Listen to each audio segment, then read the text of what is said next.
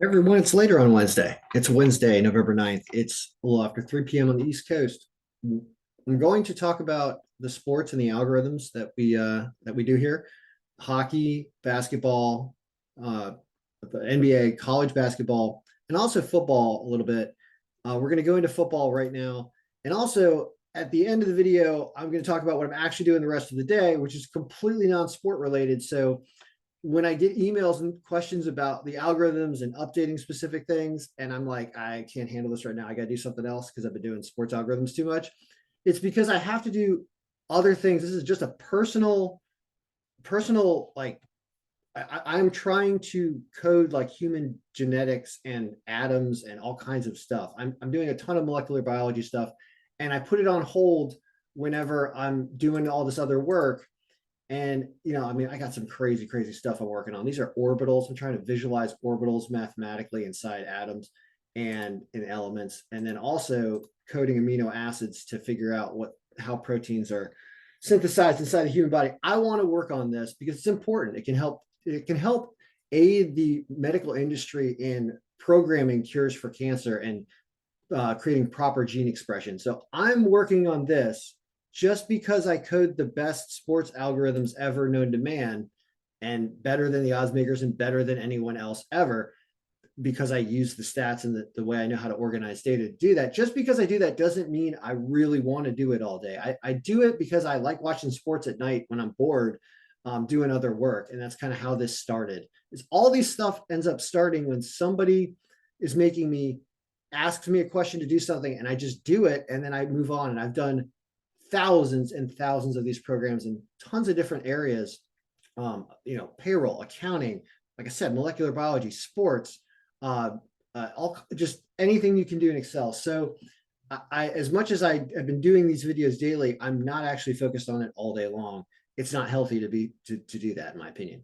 But we can talk about it for 5 or 10 minutes, and of course enjoy the sports at night.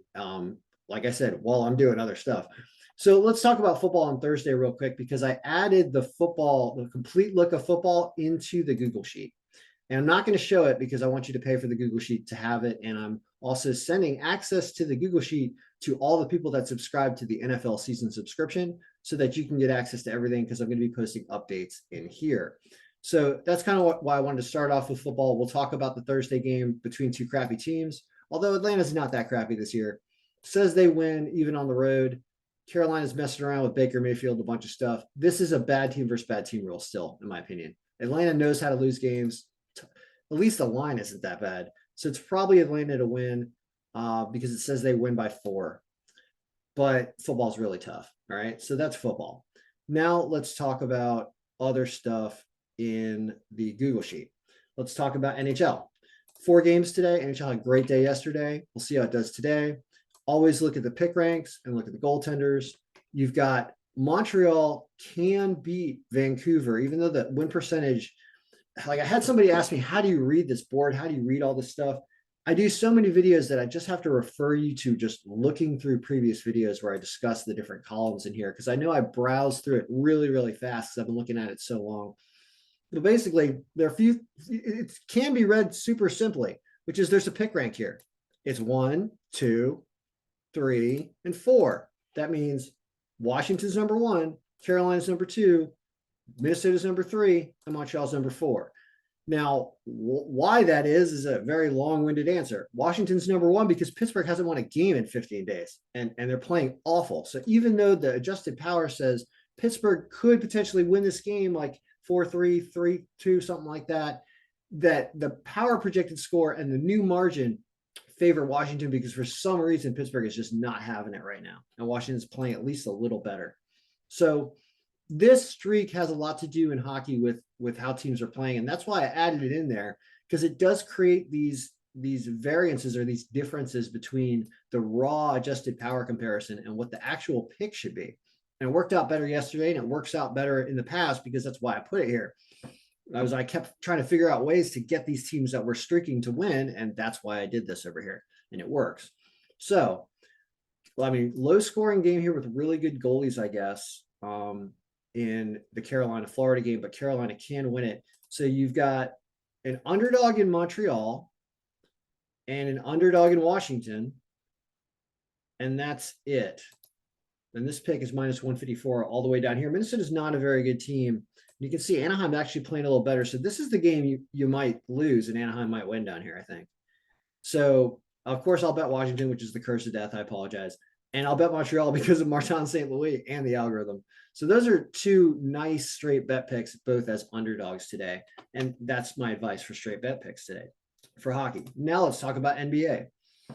NBA is really heavily dependent on the injury report. And I've been doing a lot of coding on getting these points to adjust whenever a team is severely injured. We have the Trailblazers with a ton of guys that I believe are still game time decisions. And this injury report will get updated right before 7 o'clock when the games start and we get final answers on this. And guess what? All the points are going to change when that happens and we get true injury numbers. So I'm hesitant to tell you, go ahead and play Charlotte because a lot of these guys on Portland might be playing. And I'd really like to see what the projected score is if they do play.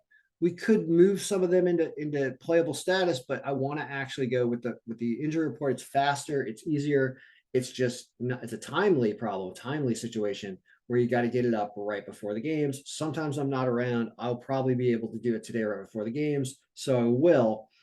Anything else? I do see a healthy Jazz here, and they're supposed to beat the Hawks by 7, and they're an underdog. So we do love the Jazz here. And I'm staying away from this game because Brooklyn's been playing better. I don't have a streaking thing going on with basketball. Maybe I should, the same way that we have with hockey, but I'm not going to approach it right now because we're going to work on molecular biology today, folks. That's what we're doing. Look at these cool atoms. Ready? Mendelevium. That's right, Russian guy who basically founded the periodic table. He found this one. He found this one at atomic number 101. And these orbitals are different ways that the electron supposedly circles the protons and neutrons in the nucleus. And here it works like this in like an infinity string in this p level of orbital. And then there's even other orbitals, f orbitals. There's crazy orbitals like this, where it's bouncing around like a sun, right? This d orbital. A lot of things to learn. A lot of things to learn here. I mean, watch out. You think I do cool stuff with sports? Wait till you see me do cool stuff with genetics. So, these are the way that the nucleotides or bases are structured. And these are different amino acid strings. And we call a lot of these amino acid strings the same thing, even though they're slightly different bases. This is guanine, cytosine, cytosine. This is guanine, cytosine, adenine. We call both those things alanine as hydrophobic amino acids, but they are slightly different. And their chemical makeup is why I'm working on the atomizer to figure out exactly how the chemical makeup affects this structure so that we can change the way we think about these amino acids instead of lumping them all into one name and assuming that these are forming the exact same chain. They're not. They're clearly different on the molecular level. And that is one of the keys to properly coding genetics and generating proteins is my opinion. And I'm sure I'm not the first person to come up with that, but the way that I organize data is the best ever, which is why everyone asks me to do it all over the world all the time. And so we're going to get there and we're going to work on that today. Let's get back to NBA. So we'll take the Jazz, basically, is all I'm going to say here. There's a lot going on here. Look through it, learn what these things mean. I can't spend all my time worrying about basketball picks. Next, more basketball. Next is going to be college basketball. So shorter slate today. And one thing I noticed, I did a video last night. I said Marist was minus 149, and they're up here. Their line went down. They went the opposite direction. My comment is, wow, Marist went down. That's the opposite of what I said in the video. That's sketchy. I want to know why. I want to know whether somebody's hurt or left or American's supposed to be better, or if people are loading up betting on American because I told everyone to bet on Marist. That's what I want to know. Because if that's what's happening, then we are going to watch the officiating in this game. I hope it's on TV, on ESPN Plus, because that's crazy. Things are supposed to go the other way when I say that it's the pick of the day. And when it goes the other way, then I wonder. So we'll find out. Next, within the college basketball file.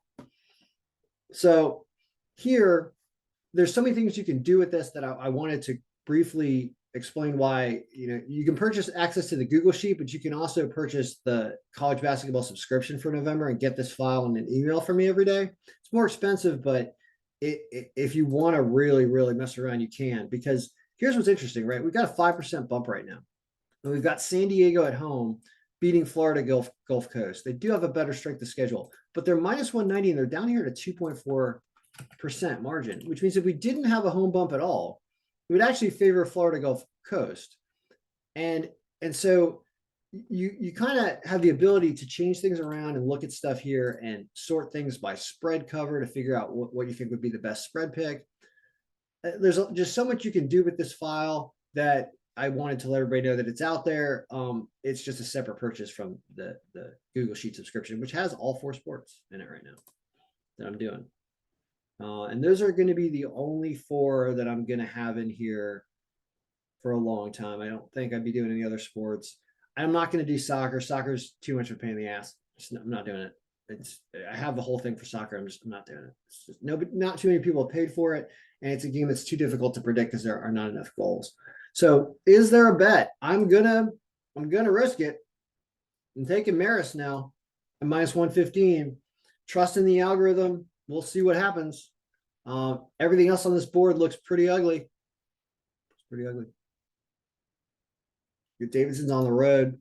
Probably win, but they're on the road. So you can't take a -4. You can't take anybody minus any points on the road that you're asking for. You got to take teams plus points on the road, but you can't get anything here. So expect another day or 2 of this, but then I start putting in current season stats for the players, and that'll be available in the Google Sheet, but it'll be available in the Google Sheet late because I'm sending it out to people who email or on the email list first. And that's going to look different than the money lines because we're going to find some differences between last year and this year, and there will be some value coming up here in the next few weeks. So that's the update. I am working with adenine, cytosine, guanine, thymine. There's uracil and inosine too. Like there's RNA stuff that's different than the big 4. I thought there was just 4 of these guys. There's more than that in our body. There's a lot going on here, and that is what I need to focus on until this makes some sense. This is really cool. This should be a tool for kids in school. Like, you should send this thing out. It's periodic table of elements, pivot table. This thing is cool. Like, what's the atom with the biggest atomic radius? I want to know. Let's do atomic radius descending. The answer is some of these don't even have atomic radiuses. These big ones. But this one's big. Einsteinium. Good. Smartest guy, biggest atomic radius at 245 PMs, whatever that is. All right, guys, we're getting to work. Good luck, everyone. May all your picks be winning.